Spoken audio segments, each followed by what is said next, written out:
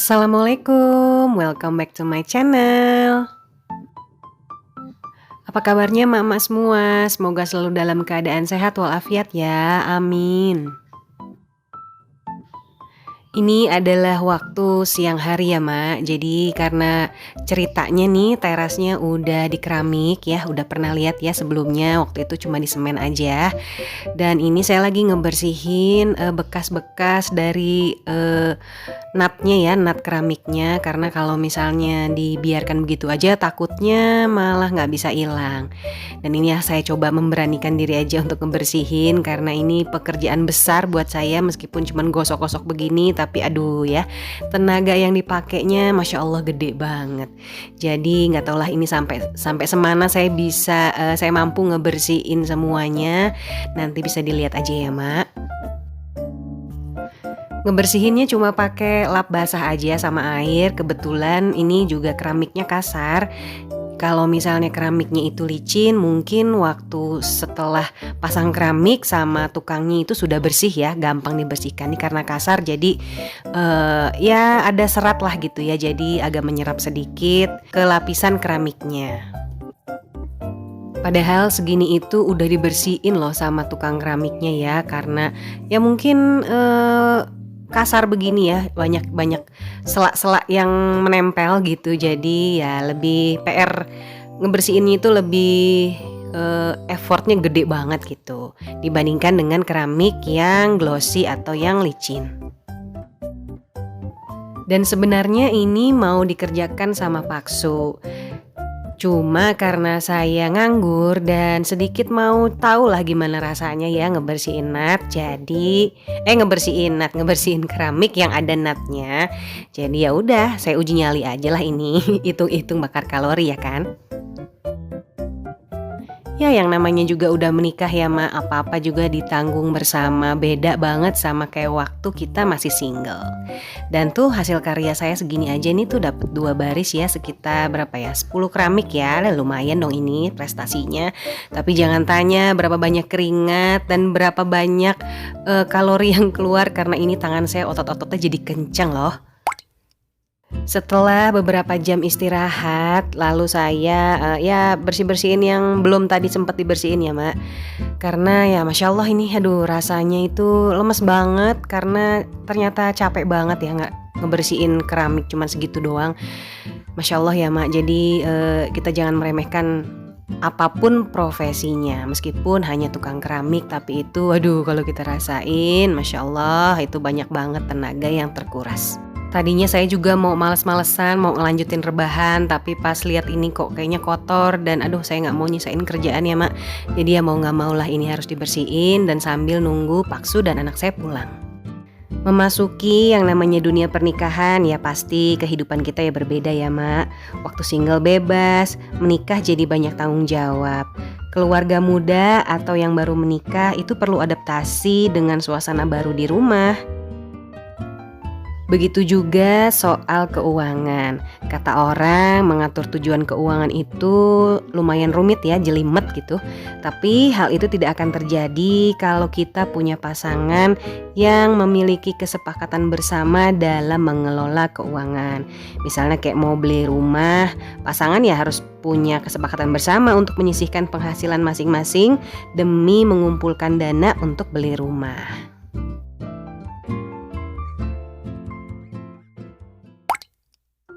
Sambil menyimak saya beraktivitas, saya lanjutkan obrolan yang tadi ya Mak. Sebenarnya ada 4 hal yang harus dikelola dalam keuangan setelah kita menikah. Yang pertama itu adalah kebutuhan dana darurat. Dana darurat ini sebenarnya antisipasi untuk sesuatu yang tidak terduga atau yang sifatnya darurat. Dan ini juga bisa mencegah kita supaya tidak berhutang. Dana darurat ini bisa kita kumpulkan dengan nominal berapapun yang kita mampu ya. Jadi nggak mesti besar, jangan kecil hati. Yang kedua ada kebutuhan asuransi jiwa. Nah pilih produk asuransi jiwa ini sesuai kebutuhan aja, sehingga kita bayar preminya tuh bisa efisien gitu ya. Nggak kemahalan, nggak juga terlalu murah. Jadi fasilitas yang kita dapatkan kurang baik. Yang ketiga ada dana pendidikan anak. Siapkan dana pendidikan ini begitu anak lahir. Itu kepengen kita begitu ya Mak. Ya usahakan kalau memang bisa ya siapkan begitu anak lahir. Ya semakin awal disiapkan maka akan semakin ringan nanti beban kita di masa depan ya. Yang terakhir itu ada dana pensiun. Nah, perencanaan pensiun ini kan termasuk jangka panjang ya, Mak. Jadi kita memang harus memilah-milih dulu strategi yang tepat nih untuk mengumpulkan dana pensiun. Terus kalau kita udah punya tujuan keuangan, apa manfaatnya sih kita nulis-nulis segala macam gitu ya, keperluan tujuan keuangan untuk ini A, I, U, E, O gitu ya. Ternyata ada juga banyak banget manfaat yang kita dapatkan kalau kita punya tujuan keuangan yang jelas dalam rumah tangga.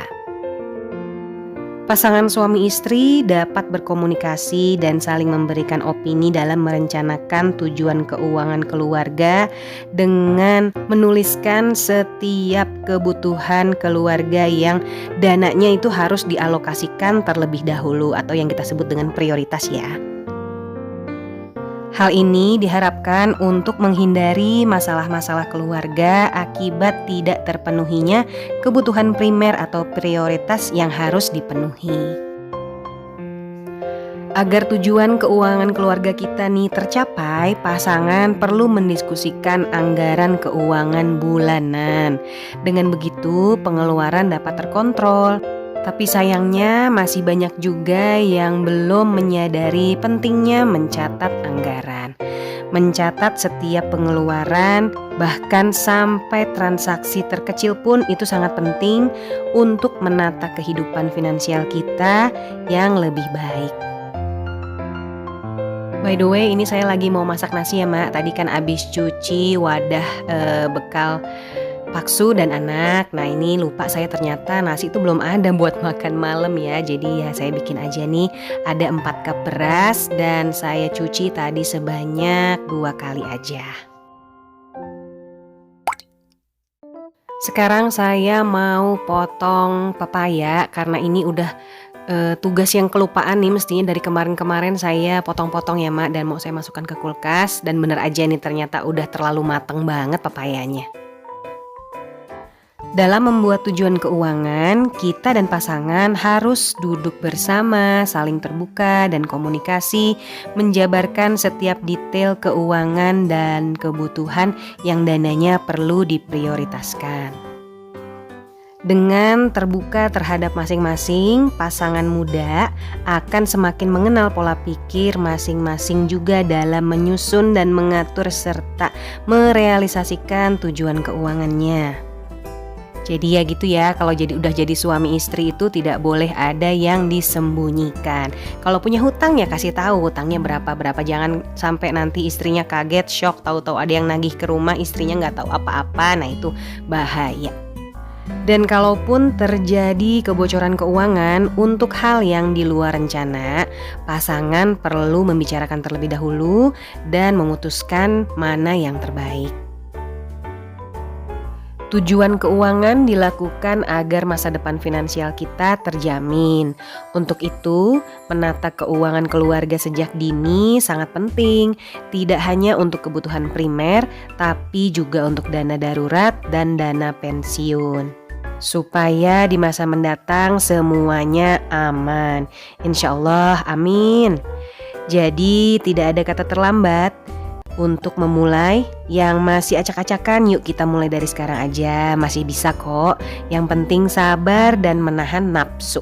Jangan langsung ke bawah nafsu untuk menabung banyak, tapi ya lakukan secara bertahap. Apa iya kita mampu? Insya Allah mampu ya. Kita boleh aja berencana, tapi tetap ada Allah yang jadi penentu segalanya. Tapi yang harus diingat, tujuan ini adalah hal yang harus dimiliki oleh setiap orang. Dengan adanya tujuan, kita bisa menyusun strategi pasti dan bakalan tergerak untuk selalu mewujudkannya. Siapa juga sih manusia yang ada di muka bumi ini yang gak kepengen hidup enak selama hidup di dunia. Dan ya alhamdulillah bisa menikmati ya kemewahan dunia ya Mak. Dan juga jangan lupa enak di dunia harus juga kita pikirkan gimana caranya untuk enak di akhirat. Ya seperti itu aja lah, kita kan punya tujuan hidup masing-masing ya. Ada tujuan yang ke sana, ada yang tujuan ke sini. Nah, kalau kita punya tujuan, segala sesuatunya kan jadi lebih jelas, jadi lebih enak ngejalaninnya.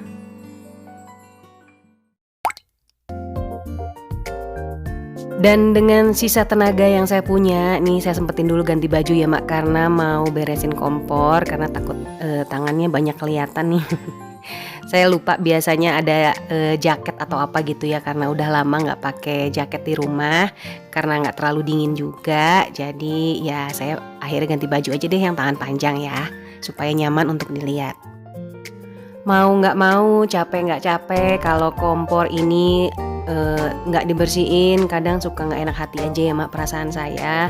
Ya bukan apa-apa sih, cuman nanti kalau besoknya ini masih kotor tuh kadang ya suka kepengaruh aja gitu ke mood bekerja saya. Ya kalau segala sesuatunya bersih ya enak aja gitu, jadi semangat buat kerja di dapur ya. Jadi nggak banyak yang nanti harus saya bersihkan lagi gitu keesokan harinya. Yang namanya bersihin kompor juga termasuk perawatan ya Mak, yang harus kita lakukan selama kita masih pakai kompor. Jadi ya begitu nih, dalam rangka merawat aja nih si kompor supaya nggak ngambek. Nanti kalau ngambek aduh jadi susah deh. Belinya sekali tapi perawatannya seumur hidup. Ya gitu yang namanya beli-beli barang terutama elektronik. Ya rumah juga harus dirawat ya Mak. Aduh by the way, itu sebenarnya pas saya lagi ini tuh kamar anak saya itu lagi bocor. Aduh ini mau saya perbaiki deh tuh, nanti saya panggil tukang dulu karena aduh udah parah banget. Waktu masih ada almarhum papa saya juga itu air udah kayak hujan di dalam kamar. Saya pernah cerita ya Mak di vlog saya yang udah agak lama sih. Jadi dan kemarin malam ini hujannya turun lagi dan waduh mulai ada kepanikan lagi deh. Jadi rencananya kami akan tidur di depan TV. Mulai lagi deh camping-campingan ala hotel ya. Kenapa disebut ala hotel? Ya karena satu ruangan itu isinya ada TV, ada meja makan, dan ada tempat tidur. Kan kayak gitu ya Mak, kalau di hotel itu kan satu ruangan itu satu ya. Ya hotel yang biasa-biasa aja sih maksud saya ya. Seperti itulah. Dan alhamdulillah ini sudah selesai. Terima kasih ya Mak udah nonton dari awal sampai akhir. Jangan lupa untuk kasih like, komen, dan subscribe. Sampai ketemu lagi di video saya selanjutnya. Wassalamualaikum. Bye-bye Mak.